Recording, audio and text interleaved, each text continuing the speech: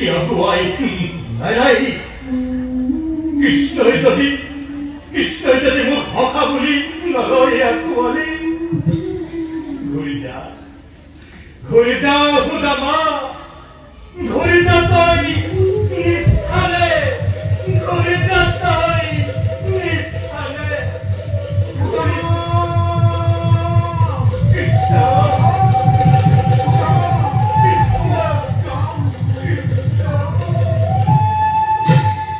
তদেব মাতাস পিতা তদেব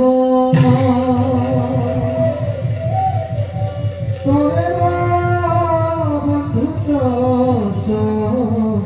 সখা তদেব দ্রবিণ মিত্র দ্রবিণ তদেব তদেব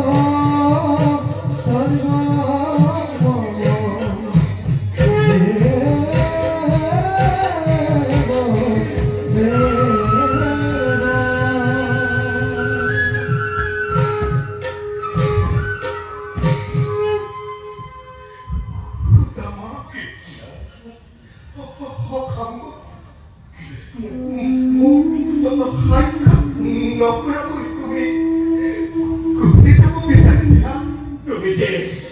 তুমি যে হাত পলম করিলা পলম তুমি করিলা সখা বহু পলম করিলা অত বৰ্ষৰ পাছতে মোৰ মনত পৰি তোমাক মই তোমাক কাহানিও পাহৰা নাছিলো তেন্তে অহা নাচাকে ইমান দিলে মই বুজিছো সখা মই ভালদৰে বুজিছো মই ভাৰতৰ অধিপতি হৈ তোমাক চিনিবলৈ অস্বীকাৰ কৰিম সত্য অনুমতি কৰিছা তুমি সত্য অনুমান কৰিছা চমৎকাৰ হিচাপ তোমাৰ মোৰ বন্ধুত্ব তুমি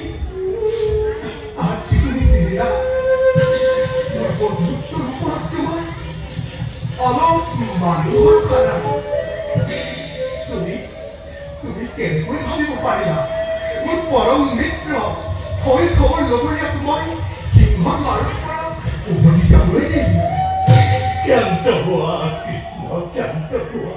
মই ভুল কৰিলো মোক ক্ষমা কৰা ক্ষমা খুচি মোক লজ্জিত নকৰিবা ব'লা আমি এতিয়া ৰাজকালীলৈ যাওঁ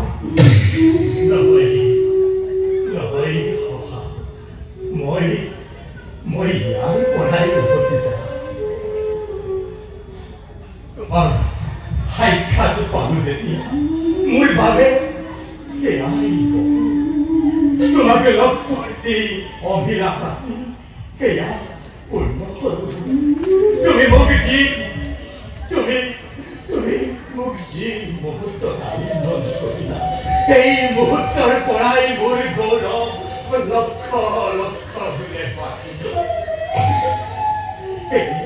তোমাক আৰু কষ্ট নিদিওঁ যাওঁ মই দিয়া বিদায় সখা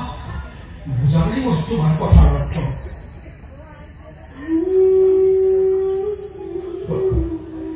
মই হে দৰিদ্ৰ এনে বস্তেৰে যদি ৰাজকাৰণতে ভৰি দিলে তোমাৰ ইষ্ট কুটুম্ব জ্ঞাতি বন্ধুবোৰে কি বুলি ভাবিব কি বুলি ভাবিব দ্বাৰকাৰ প্ৰজ্ঞাজনে তোমাৰ পত্নী হবৰ সন্মুখত মোক বন্ধু বুলি পৰিচয় দিবা তুমি জানো লাজত নপৰিবা তোমাৰ মান হানি হলে মই কেনেকৈ সহ্য কৰিম